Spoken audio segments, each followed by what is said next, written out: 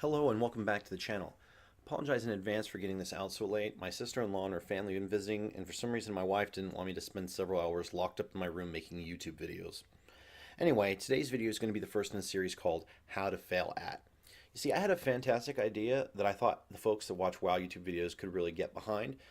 Everyone loves to tell people how wrong they are and how badly they are doing a thing. Doesn't matter what the thing is, someone will be out there willing to tell you that you are doing it wrong. In this series, I'll take on the roles of tanks, heals, melee DPS, and range DPS and make the fundamental mistakes that one can make while doing dungeons. The idea is to see how many things I can do wrong to get kicked from a group. Then I'll go over the mistakes in a video and hopefully people will chime in on things I was doing wrong that I didn't mention.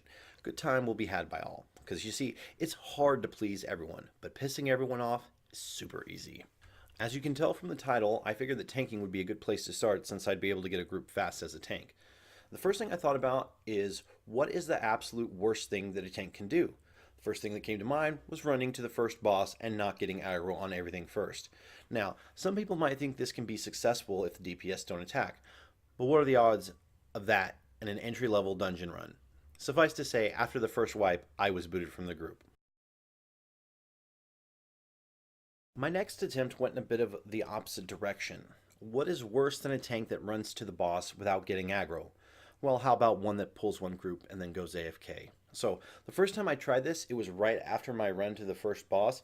Unsurprisingly, I got grouped up with the same group that had just kicked me.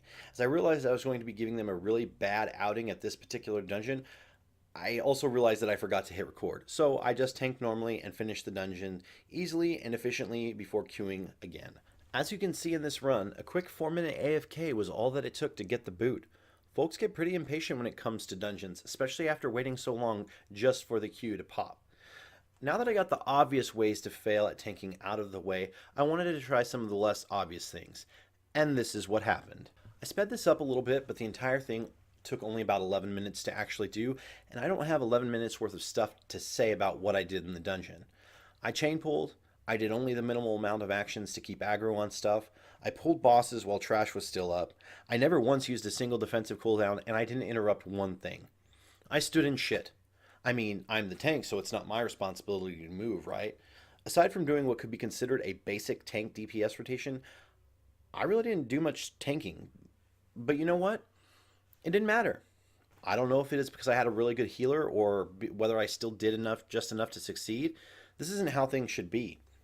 When the tank threat changes were announced, I thought this was going to make things suck. I thought this was a bad thing because I was thinking about things from a DPS perspective. I thought bad tanks are going to make this really bad. From a tanking perspective, though, I liked it because it made things more interesting. Tanking regular dungeons requires a certain degree of skill to be successful. I like content that is challenging, so this is good. I like that skilled play is rewarded with success and poor play is rewarded with failure. But it appears the folks at Blizzard don't share this philosophy because tanking doesn't even require an actual tank. I had the healer tell me as much at the end of this run.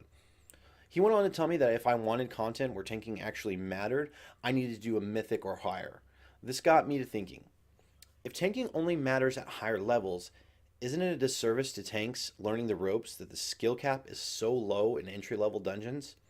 Will we not have it be a thing where people think that tanking is so easy that anyone will just queue up to do heroics or even mythic pluses and think they can face roll it? Please, someone tell me that this is not that big of a deal because it sounds like someone had a great idea when changing tank threat and then someone else said, no, fuck that, let's just please the masses by making shit easy. I'd love to know your thoughts on this. Am I overreacting? Will everything work itself out? If you think it will, please let me know in the comments section why you think this. That's going to do it for this video. If you like this video and want to see more of the series of how to fail at, subscribe and hit the notification bell because your subs give me hope that one day I can succeed at something worthwhile, like making YouTube videos on a computer game. If you like this video, hit that like button like my hopes for humanity hit the floor every time Jake Paul does some new shenanigans, and I'll see you next time.